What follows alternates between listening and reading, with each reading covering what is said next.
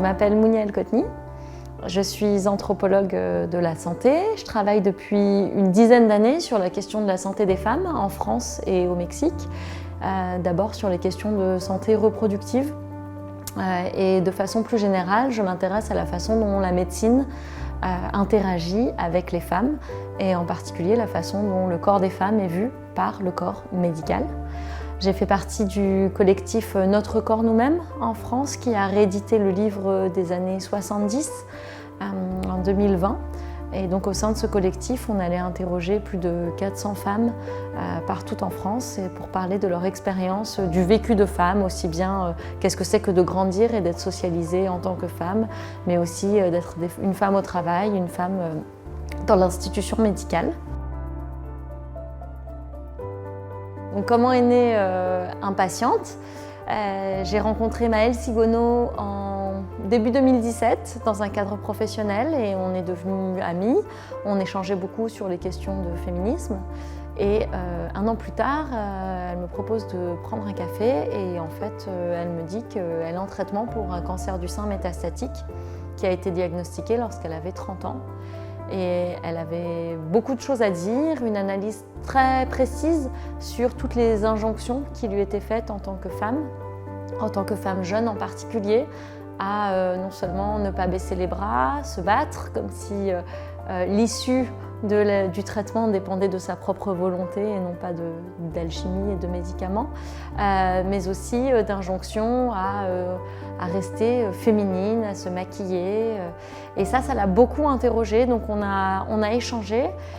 Moi, travaillant sur plutôt la question de l'obstétrique, je me demandais si j'étais la bonne personne et en fait, plus j'écoutais Maëlle, plus je me disais, mais ce qu'elle me décrit, ça va tout à fait dans ce que j'analyse en tant qu'anthropologue sur les relations entre la médecine et la société et les femmes.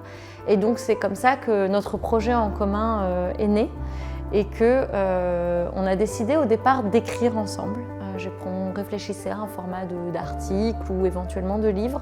Et en fait, au cours des enregistrements où Maëlle me racontait les entretiens qu'on a fait ensemble, où elle me racontait son analyse et qu'on discutait, on s'est dit que ce serait bien que les personnes entendent sa voix. Et donc Impatiente est devenu un podcast qui a été produit par Nouvelles Écoutes en 2019 et nous avions ensemble dessiné les thématiques qu'on voulait aborder à partir de l'expérience de Maëlle et à partir aussi de mon analyse en tant qu'anthropologue, de regarder comment est traité ou pas le cancer dans la société, pourquoi est-ce que c'est toujours un tabou, la relation que les patientes peuvent avoir avec leur entourage sur le sujet, leur vie personnelle, comment elle a impacté leur vie professionnelle.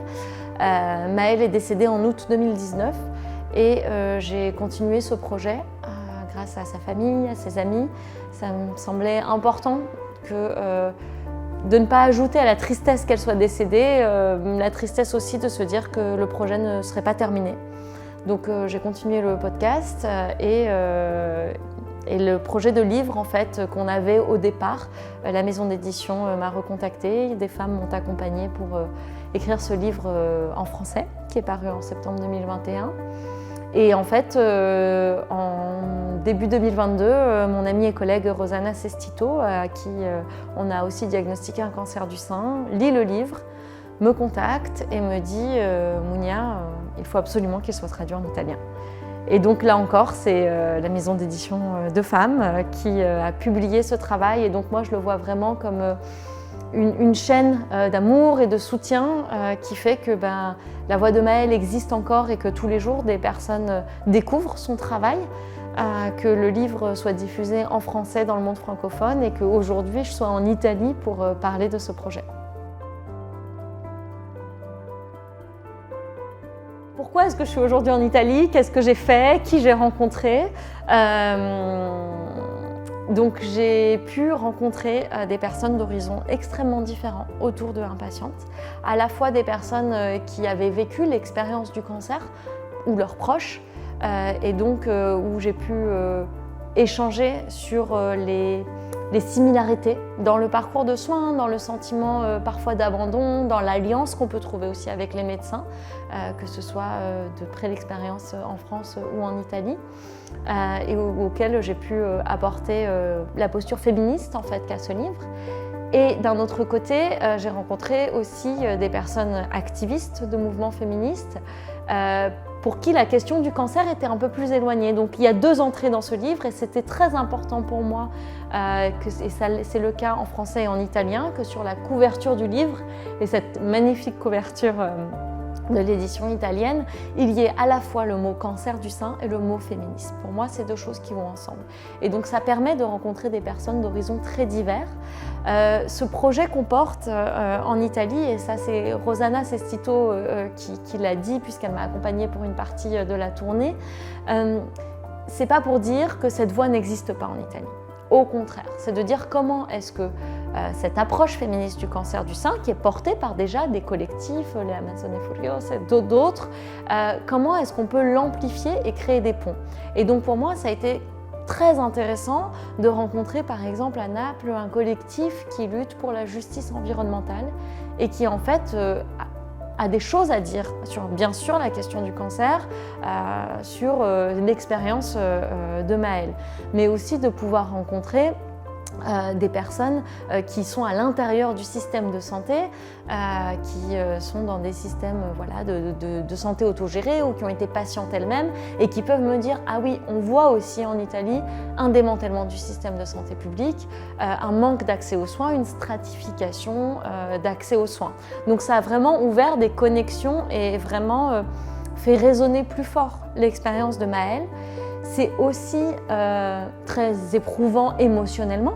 Il y a beaucoup d'émotions à la fois de ma part quand je parle de notre travail, mais aussi dans le public, puisque c'est le cas à chaque fois que je présente le livre en français, en italien, ou que je suis dans des événements et que les personnes savent que j'ai fait ce podcast, les personnes me partagent et c'est très fort parce qu'elles partagent en public leur expérience de cancer ou l'expérience de leurs proches, et donc c'est toujours aussi très émouvant.